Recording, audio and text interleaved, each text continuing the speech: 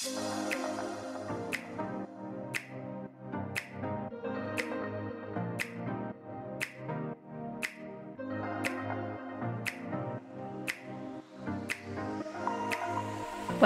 to the Feel Your Best Formula podcast. Are you over 40 and tired of struggling with your weight, dieting, and constantly feeling like you're starting over with nutrition and fitness? Do you wish you had more energy? Do you want to lose weight and finally keep it off for good? I'm Lil, a certified nutrition coach and former registered nurse. I too have been there, and at the age of 44, I decided I was done with fad diets and chasing a lower number on the scale. I was so tired of constantly starting over and wondering why I couldn't get lasting results. I became a nutrition coach and created the Feel Your Best formula for women who want to build muscle, lose fat, and keep it off for good. If you're ready to build a better relationship with food, the scale, and your body, let's build your formula for feeling your best. If you're new here, make sure to check the episode details for the link to my newbie starter guide. You'll receive an email straight to your inbox with everything you need to start building your Feel Your Best formula. I'm so glad you're here. Now let's dive into today's episode.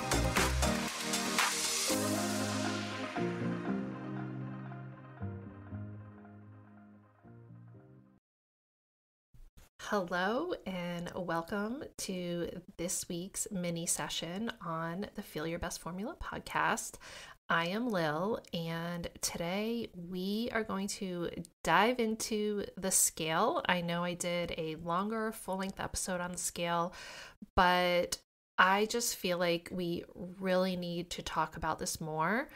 And if you freak out over the number on the scale, whether seeing a higher number on the scale makes you upset and angry, and seeing a lower number on the scale creates feelings of happiness and pride, then we really need to talk, because we really need to start seeing the scale for what it is.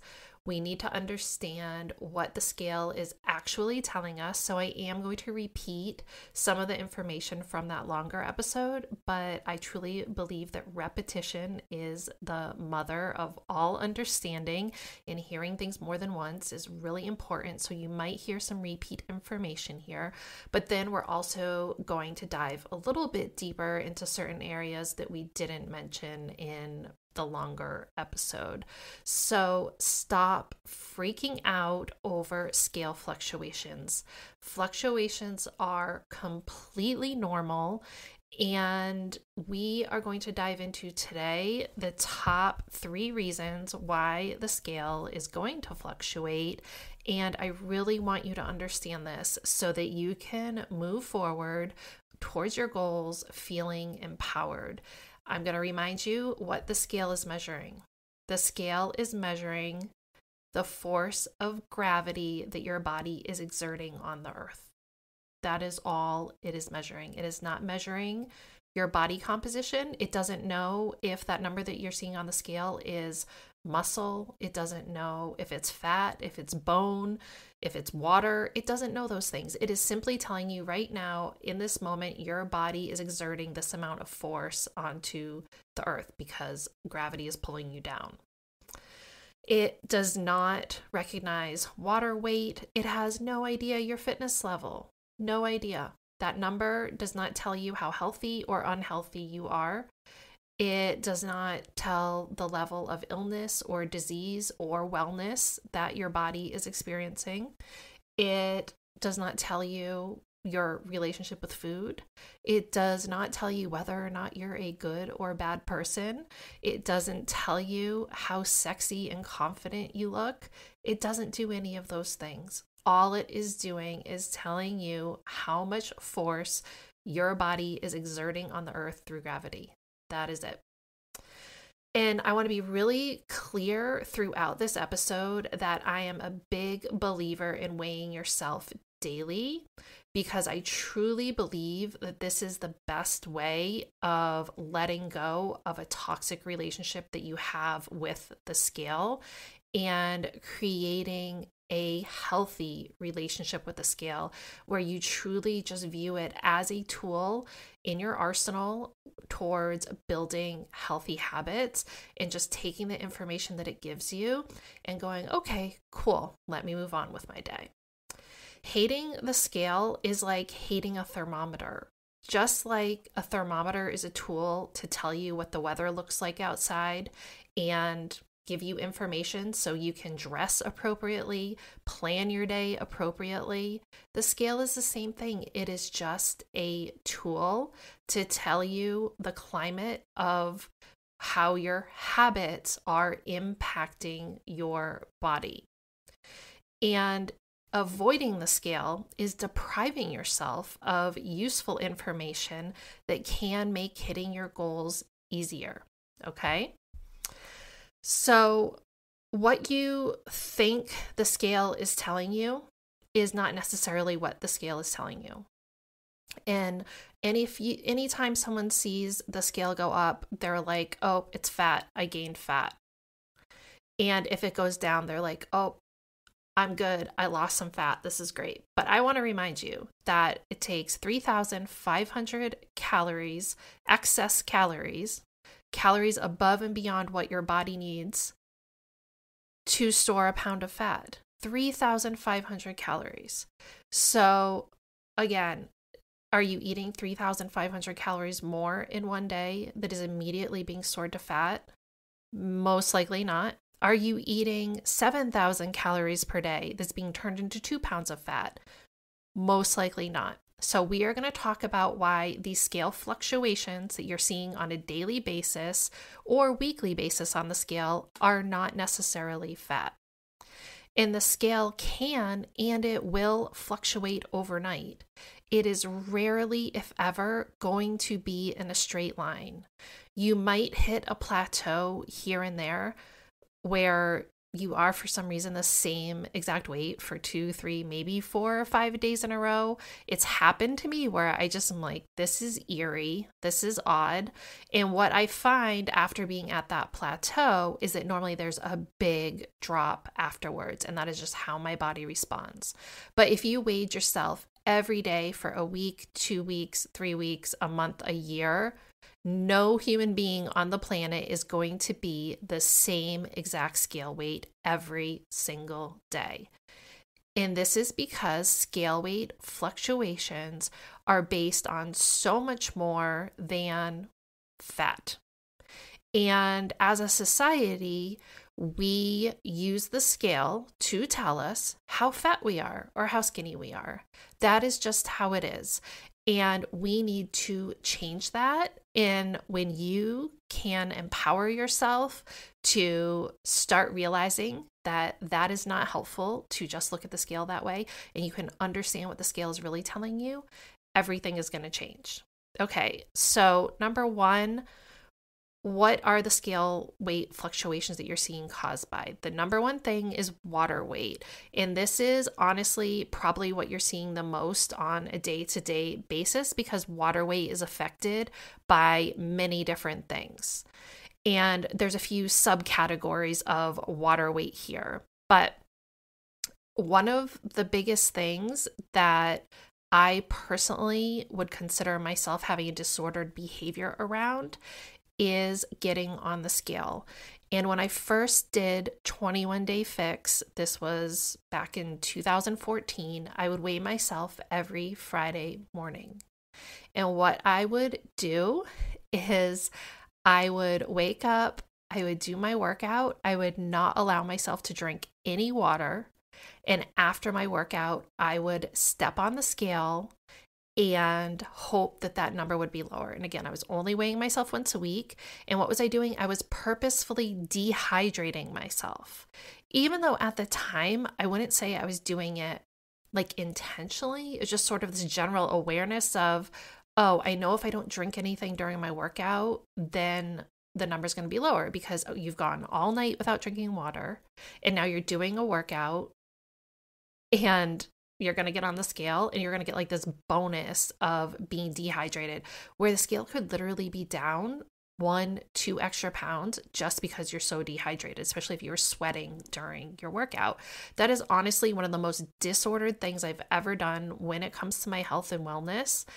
And it was such a fraudulent way of me convincing myself that what I was doing was good for me, and that seeing that number on the scale, which again, I was only seeing on Fridays, that was leading me towards the results I wanted. And even though I did lose a ton of weight, because again, I was only eating in plan A, which was such a slashing of calories for what my body really needs, it compounded that weight loss that I was seeing on the scale by being dehydrated. Conversely, if you have some salty foods the day before, the night before, then we all know salty foods make us hold on to water, and that can make the scale weight go up. Additionally, if you eat carbs, when your body stores excess carbs as energy, it also holds onto 3 grams of water for every gram of carbs. So if you think about taking a slice of bread and putting it in water, what does it turn into? It turns into a sponge. So it's not the exact same way that it's stored in your body, but understanding that carbs love water and hold on to water, that can make the scale go up. Low carb diets, often when people start on low carb diets, they see a big drop in the scale right when they start. And why is that? Because they're not eating as many carbs, and then their body is not holding on to as much water. So it's not really fat, it's just water weight.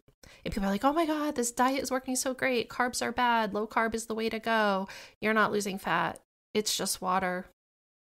If you went ahead and started eating carbs again and ate the same amount of calories, your weight's going to go up because those carbs are going to hold on to water. And talking about water, water weighs something. So if you weighed yourself before you went pee and then after you went pee, you're going to see that the scale goes down. If you weighed yourself and then drank a glass of water and then weighed yourself again, the scale is going to go up. Did you lose fat? Did you gain fat? No. So that's just a very simple way of understanding that water weight is a huge fluctuation. Another cause of water, whether you want to call it bloat or water gain, which is not fat, is the hormonal bloating that our menstrual cycles or, perimenopause, those things can cause. Estrogen causes water retention. When estrogen spikes and progesterone drops, you're going to notice bloating from fluids. And also your uterus, before you menstruate, is full of your menstrual fluid, and that's got to get water from somewhere. So it's holding on to water to create that fluid. And your body has a higher need during this time to hold on to water. Does that make sense? And understand this is not fat. Okay, moving on from water weight, we're going to talk about the food in your digestive system. It's a fact that you actually may see a rise in the scale number when you start eating a more balanced diet and nourishing your body with whole foods. Why is that? Because you're going to be eating larger amounts of food, more protein, more whole grains, veggies, and fruits. 2,000 calories of a whole foods diet takes up a lot more space and weighs more than a diet that is low in protein, low in fiber, and high in processed foods. Just think, a cookie. 2 Oreo cookies are 140 calories. Imagine what 140 calories of broccoli looks like. It's a lot more food. And you should not freak out if you are starting to nourish your body with these foods that have so many nutrients in them, so much fiber, all these micronutrients, vitamins, and minerals. Don't freak out if you see the scale go up a bit. That's okay. It's just because there's more food in your digestive system. And also, I used to be obsessed about what time I would get on the scale, because you have food in your digestive system. Eventually, you're going to have to poop it out. And if you weigh yourself before you poop or after your poop, you could seriously see 1, maybe a 2 pound difference in your scale weight. These days, I just wake up, I pee, If I happen to go poop, that's fine. If I don't, that's fine. I just get on the scale because I don't want to be obsessive about it. It's all, at the end of the day, you're looking for the overall trend of the scale, whether if you're in maintenance, you're just looking to maintain your weight within, a 2, 3, 4 pound range, because you're going to have these fluctuations. Or if you're in a fat loss phase, you are looking for the scale to go down. You are just looking over time, what is the trend that you are seeing? Also, your digestive system is another area where hormones can impact it. If you're someone who got constipated when you were pregnant, like a lot of women early on in pregnancy start to get constipated, and that is simply because hormones can slow down your gastric motility, meaning peristalsis. This is the movement, how the smooth muscle in your digestive system moves food through the digestive process. That relaxes and slows down. And if things are moving a little bit slower through your digestive system, then from one day to the next, you just might have a little bit more food in your system that can then make the scale weight go up. And this happens throughout your menstrual cycle, through perimenopause as well, where these hormones can affect your gastric motility. And at certain times of the month, things can slow down. And it's just something you need to be aware of. I personally usually gain or lose about 2 pounds during my menstrual cycle, but I've seen women gain and lose 6 pounds or more during this time. We're all different. And I think if you're someone that you have these wild, like 5, 6 pounds, then that's probably a combination of water weight and your digestive system. It's probably a combination of those two things, kind of both of them, working together to make the scale go up. This is why tracking your weight daily for a few months is going to help you see the pattern. It took me probably 3 or 4 months to be like, okay, my scale typically goes up 2 pounds from baseline when I have my cycle, and then it goes back down. And once you just start to understand that and see it in a very objective way, that is a really great way to build a better relationship with the scale. What if you just weighed yourself randomly once a week, like I used to at the very beginning? Then you don't see these daily fluctuations, and you could catch yourself on extreme high or extreme low, but you don't have all the data that you need to understand why it's saying what you're saying, and you're not getting enough data to truly see the trend. The more data you can have, the more accurate your trend line is. So if you think of a graph, and if you want to be seeing your weight trending down, you want to be seeing on a daily basis how things are going. Understanding you're going to have a spike here or a spike there, but the overall on the X, Y axis there, thinking about algebra here, drawing a little graph, you want to be seeing the line trending down. I personally use the Happy Scale app, and I only look at the moving average number. I enter the day-to-day weight, but I look at the moving average, which is every day it averages it out. You immediately get that number, and you're like, okay, this is the direction that things are going. Of course, you're looking for it to remain somewhat stable when you're in maintenance, and you're looking for it to go down slightly when you are in a fat loss phase. Knowledge is power. And being able to see the gradual movement on the scale and understanding why that may or may not be happening can help you adjust as needed your habits so that you can work towards the goals that you really want. Number 3, something that can have a major effect on the scale but has nothing to do with fat loss. Having a heavy workout, especially leg day. Anytime you do a heavy strength training workout, ideally every strength training workout you are doing should be creating inflammation in your body. Yes, I just said that. It creates inflammation in your body. And I know you're being told by people on social media that inflammation is bad. No, inflammation is a good thing, especially not all the time, but when it comes to strength training, this is where inflammation is working in your favor. This is how your body breaks down and builds new muscle. It has to go through this inflammation. And when it's in this inflammatory phase, you are gaining water weight and glycogen stores. Your muscles are responsible for storing energy in the form of glycogen. And as you build more muscle, you're going to be able to store more glycogen.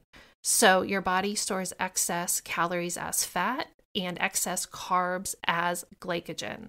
Your muscles have a finite amount. So think of a cup. You can only put a certain amount of water in a cup. Well, the smaller your muscles are, the smaller amount of energy from carbs it can hold. The larger your muscles are, the more its storage capacity increases, meaning it's stored in your muscles and not converted into fat. So that's pretty good reason to build larger muscles, right? And remember when I said excess carbs are stored as glycogen, it's stored in your muscles and it's going to bring the excess water with it. So inflammation gets a bad rap, but much of the information about so-called inflammatory foods is total nonsense. And when it comes to strength training, inflammation is a good thing because this is how your body builds muscle. It might cause the scale to go up the next day. You're going to see a little spike on the scale after a heavy weightlifting workout. And especially as a beginner, it might last a little bit longer as you're having that muscle soreness, as your body is adjusting, because it's like, oh my God, what are you doing to me? You know, if you've never lifted weights or it's been a really long time, you have to give your body a few weeks to adjust. But then you're going to see things even out. You'll just see that spike on a heavier lifting day, and then next day or so coming back down to baseline. So we're talking about fluctuations with the scale in this mini session here. This means the scale's going to go up a little bit, it's going to come back down a little bit. And if you are seeing the scale consistently go up over time, that could be what your body needs. But let me be clear. If you're seeing the scale go up because you're accompanying that outcome with healthy habits, like increasing the amount of whole foods that you're eating, you're following a macro plan, eating a balanced diet of primarily whole foods, it could be what your body needs, that your body might need to gain a little bit extra weight. It is what my body needed. I was being intentional with my eating. I was strength training. I was coming off of years of being all in and all out with dieting and under eating and overeating, this vicious cycle that I had been in. And my body needed time to heal so that it could build muscle. And this is why tracking your food and being intentional with your workouts and activity level is essential to the process of building your formula for feeling your best. There is no one size fits all in terms of if you follow this plan, you're going to get the results as every other person that does it. And that's why understanding your body's relationship with the scale, how your habits affect the scale, can be so empowering. And I want to say this again and again and again, but your goal body is going to weigh a lot more than you think it will, because your goal weight is based on the under-muscled version of yourself that you hold in high esteem when you didn't have the muscle that you're going to build when you're working towards losing fat the right way. Does that make sense? Your goal body is going to have more muscle on it than you think it will. It's going to weigh more than you think it will. And that's why when you work with me, we don't work towards a goal weight. We work towards a goal body composition and lifestyle that is sustainable. And that is the key word there, sustainable, where you get to decide what your goal looks like, and you will know when you have arrived. The long-term goal is to not need to track anything. Maybe occasionally stepping on the scale just to check in, after the holidays, or if you go on vacation and just feel like, I got a little off track. You know what? Let me just check in. If you notice things going in the direction you don't want it to, you're going to know how to get back to the habits that give you the outcome that you want. But I don't want you tracking your weight forever. I don't want you tracking your food forever. But putting in the effort to understand how all this works together is knowledge, and knowledge is power that can point you in the right direction. The biggest issue I see with the vast majority of my clients is that you are under eating when you're dieting, which makes the scale go down rapidly and prevents muscle growth. And then you're overeating when you're off the diet because you don't know what to do when you're not on the diet, and you're tired of being hungry, and you're tired of being malnourished, and your body is craving calories. So you're overeating, and it's this all in or all out, and it gets you nowhere. We are looking to create balance and understanding with what the scale is really telling you. Letting go of negative emotions you have with the scale is key. And unless you have some serious mental health issues preventing you from building this relationship with the scale, then it should be totally possible. You just got to put on your big girl pants and say, I'm not going to let the scale piss me off anymore. I'm not going to let the scale dictate whether or not I have a good day. I'm not going to let the scale tell me, oh, you had a weight loss day. Good job. Oh, you gained weight today. You're bad. You just got to get over it. And again, if you have some depression, some food-related mental health issues, then please get the help you need so that you can get to a point that works for you, where you are no longer having this connection with your mental health and your physical wellness. Our physical wellness should enhance our mental health.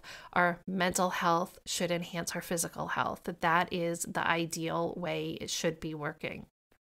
And you've just got to make the decision to let go of that power you're giving to the scale and instead reclaim that power through tracking and committing to the habits that build the body and life you want. If you're just going and getting on the scale every day, you're sitting around, you're living a sedentary life, you're eating what you want, you're not working out, you're not sleeping great, you're drinking a bunch of alcohol, you're not drinking enough water.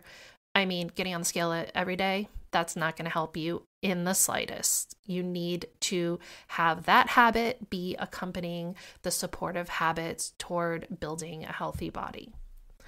My Lose Fat for Good workshop actually walks you through this process. So you haven't checked it out, definitely click the link in the episode details to learn more about my workshop. Of course, my one-to-one coaching is really the best way to work through these issues. If you're really struggling and you don't want to try and figure this out on your own, you're going to streamline the process by having my expert guidance.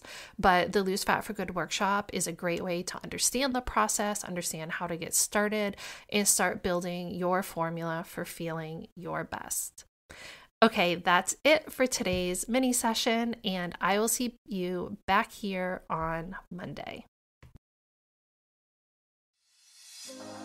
Thank you so much for tuning into today's episode of the Feel Your Best Formula podcast. If you haven't already, make sure to check the episode details for my new listener starter guide, and any additional resources mentioned in the episode can also be found in the show notes on my website.